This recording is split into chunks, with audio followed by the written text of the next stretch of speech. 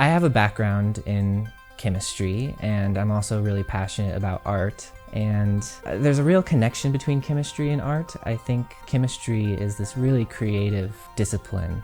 There's this famous quote that says, chemistry creates its own object. It's one of these sciences where you're not studying something that's already out there, you're actually making something. My name is Carson Bruns, and I direct the laboratory for Emergent Nanomaterials.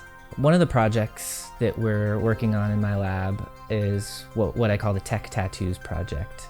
And in that project, we are using kind of nano-engineered particles as tattoo pigments that will change the function of your skin rather than the color of your skin.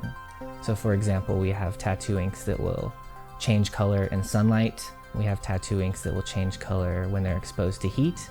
And we're working on tattoo inks that conduct electricity, like a tattooable wire.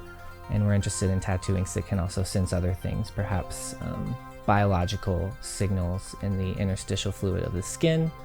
And yeah, I think the sky is the limit for this project. Tattoos can give you superpowers. One of my favorite things about nanoscience is the interdisciplinary nature of the field. On my team, we have people with degrees in chemistry, physics, mechanical engineering, electrical engineering, and material science.